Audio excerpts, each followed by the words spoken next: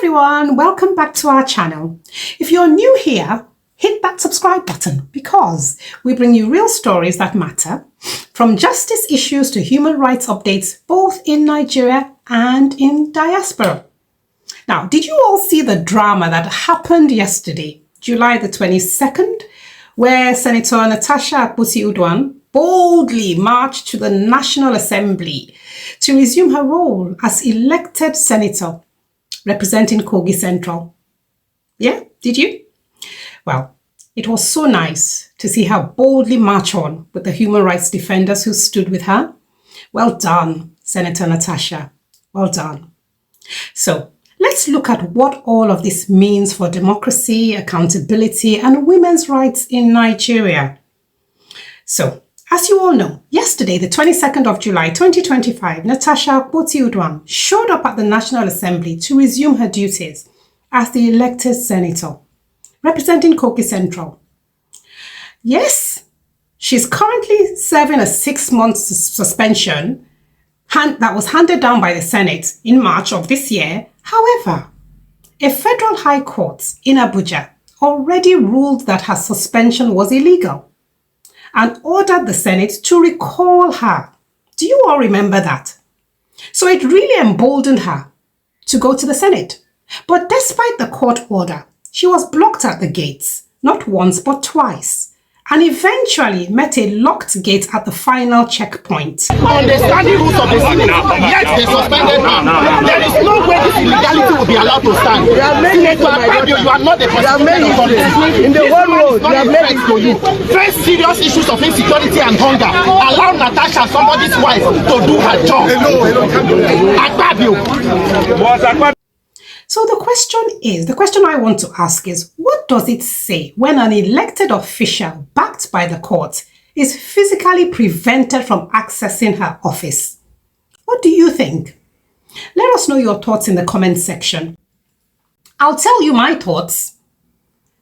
For me, it sends a chilling message that even with legal authority and a public mandate from the public, political power can still close the doors on justice. This is simply what it says. She had a mandate from the public. But they have closed political power, yet again, is closing the door on justice.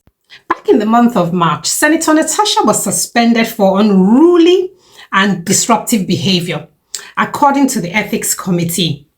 But that only came after she made allegations of sexual harassment against Senate President Godswill Akpabio. She said Akpabio made inappropriate comments towards her, held her hand, and even implied that she would get better treatment in the Senate if she took care of him by the side. Now, instead of the Senate to launch a proper investigation here, the Senate struck out her petition on procedural grounds and then punished her on top by giving her 6 months suspended sentence and without pay. 6 months suspended sentence without pay. Now, who should have been suspended here, my people? What's your opinion? Shouldn't Akpabio have been suspended or removed from seat pending investigation? Why has he been allowed to continue in Senate? It really doesn't make sense, and it's a violation of Senator Natasha's rights. A spokesman for Akpabio, Ahmed Tijani Mustafa, claimed that Natasha's petition didn't follow guidelines because she authored and signed it herself instead of routing it through another senator. After refiling the petition correctly, the Senate claimed to have started a 4-week investigation. But no suspension of Akpabio, no visible updates, just silence. Really, in my opinion, Natasha's treatment highlights long-standing women's rights issues in Nigeria, a country where a woman can't speak up if she's being harassed, and instead of being heard, protected, and given anonymity, she's punished. These things are not right. No woman has ever been elected governor, vice president, or president in Nigeria. Only 4 women serve in the 109-member Senate. That's down from 7 in 2015. In the House of Representatives, women's numbers dropped from 22 in 2015 to just 17. It's not encouraging. This is not just an individual fight. It's a reflection of systemic gender discrimination and silencing. How would you encourage women? Natasha's political journey has experienced roadblocks and intimidation along the way. It hasn't been smooth.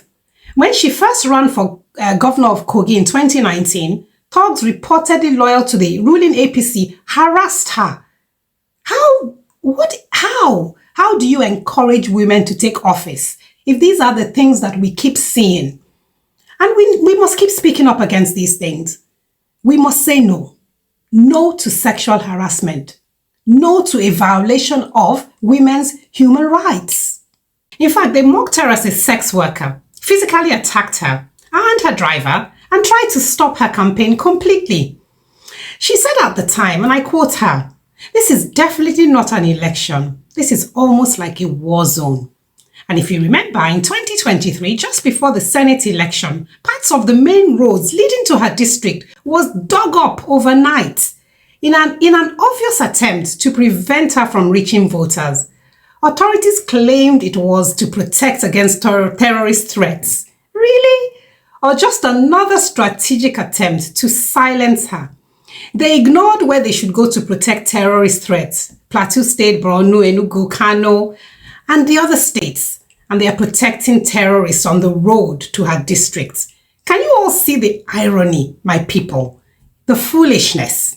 Can you see it? And just to add insult to injury, after she spoke up, fake news spread about her, having 6 children by 6 different men, some disgusting, malicious, and clearly, stuff that was clearly intended to shame her. It's a double standard. Meanwhile, no punishment for Akpabio, but a punishment for her. Do you see the injustice here? Crowds of pro-Akpabio supporters even turned up outside to mock her and abuse her publicly. This isn't just politics. This is a violation of her dignity, her right to be heard, and her right to work in a safe environment. Let's also not forget Article 13 of the African Charter on Human and People's Rights, which Nigeria is a party to. It says every citizen has the right to participate in government. What happened to that? My people, what happened to that? So how should this have been handled? What are your thoughts? Share your thoughts. Firstly, the Senate should have honored the court's decision and recalled her back. Secondly, her allegations should have triggered an independent investigation, not a procedural dismissal. Thirdly, any investigation into sexual harassment should involve a neutral body, completely neutral, not just fellow senators who may have political biases or alliances. Senator Natasha and every other woman who alleges sexual harassment should be given anonymity and protection. This is how it's done in countries where things are normal. In countries where things are normal, i.e. the United Kingdom, America, if an MP makes such serious allegations and their petition was thrown out without proper investigation, the backlash will be swift and immediate. These allegations are taken seriously because the treatment of individuals is prioritized.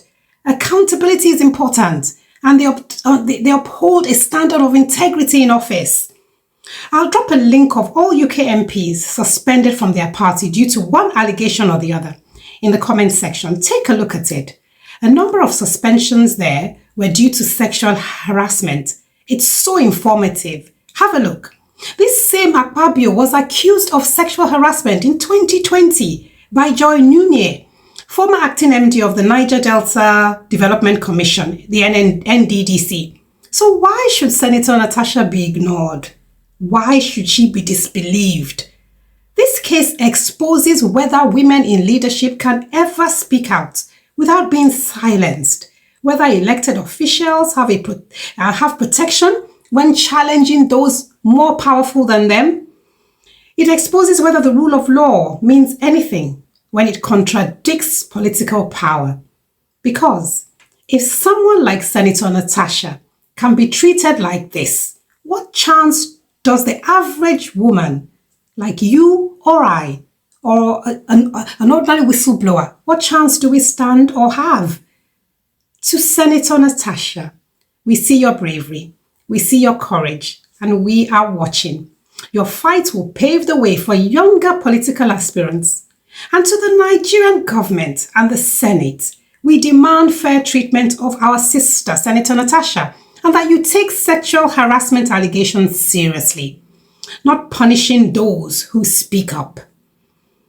Let us know your thoughts in the comments. Do you believe Senator Natasha's suspension and barring from the Senate was fair? Do you think the Senate is covering for Akpabio? I made a video about this story some months ago on our YouTube platform here. Have a look at it, and I promise to give you an update. We'll keep monitoring the case to bring you more updates where necessary.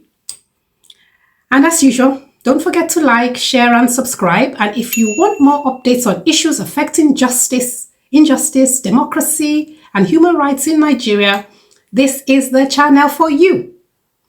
Until next time, take care of yourself and each other.